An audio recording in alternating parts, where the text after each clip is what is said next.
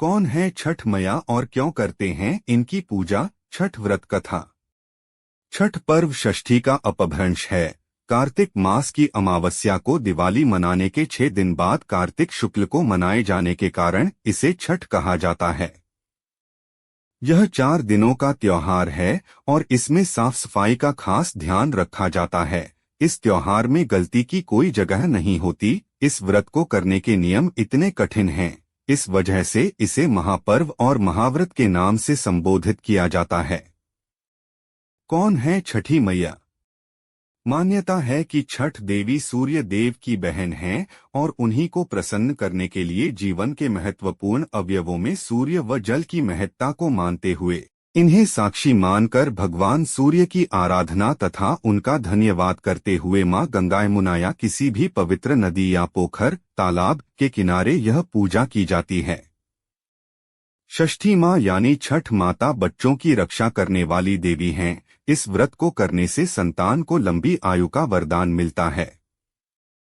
मार्कंडेय पुराण में इस बात का उल्लेख मिलता है कि सृष्टि की अधिष्ठात्री प्रकृति देवी ने अपने आप को 6 भागों में विभाजित किया है। इनके छठे अंश को सर्वश्रेष्ठ मातृ देवी के रूप में जाना जाता है, जो ब्रह्मा की मानस पुत्री हैं। वो बच्चों की रक्षा करने वाली देवी हैं। कार्तिक मास के शुक्ल पक्ष की षष्ठी को इन्हीं देवी की पूजा की जाती है। शिशु के जन्म के 6 दिनों बाद इन्हीं देवी की पूजा की जाती है। इनकी प्रार्थना से बच्चे को स्वास्थ्य, सफलता और दीर्घायु होने का आशीर्वाद मिलता है।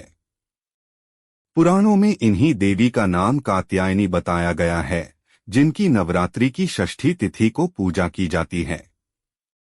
छठ व्रत कथा। कथा के अनुसार प्रियव्रत नाम के एक राजा थे। उनकी पत्नी का नाम मालिनी था। दोनों की कोई संतान नहीं थी। इस बात से राजा और उसकी पत्नी बहुत दुखी रहते थे। उन्होंने एक दिन संतान प्राप्ति की इच्छा से महर्षि कश्यप द्वारा पुत्रेष्टि यज्ञ करवाया। इस यज्ञ के फलस्वरूप रानी गर्भवती हो गईं। 9 महीने बाद संतान सुख को प्राप्त करने का समय आया तो रानी को मरा हुआ पुत्र प्राप्त हुआ। इस बात का पता चलने पर राजा को बहुत दुख हुआ। संतान शोक में वह आत्महत्या का मन बना लिया। लेकिन जैसे ही राजा ने आत्महत्या करने की कोशिश की, उनके सामने एक सुंदर देवी प्रकट हुई। देवी ने राजा को कहा कि मैं षष्ठी देवी हूँ। मैं लोगों को पुत्र का सौभाग्य प्रदान करती हूँ। इसके अलावा जो सच्चे भाव से मेरी पूजा करता है, मैं उसके सभी प्रकार के मनोरथ को पूर्ण कर देती हूँ। यदि तुम मेरी पूजा करोगे तो मैं तुम्हें पुत्र रत्न प्रदान करूंगी। देवी की बातों से प्रभावित होकर राजा ने उनकी आज्ञा का पालन किया। राजा और उनकी पत्नी ने कार्तिक शुक्ल की षष्ठी तिथि के दिन देवी षष्ठी की पूरे विधि विधान से पूजा की। इस पूजा के फलस्वरूप उन्हें एक सुंदर पुत्र की प्राप्ति हुई। तभी से छठ का पावन पर्व मनाया जाने लगा।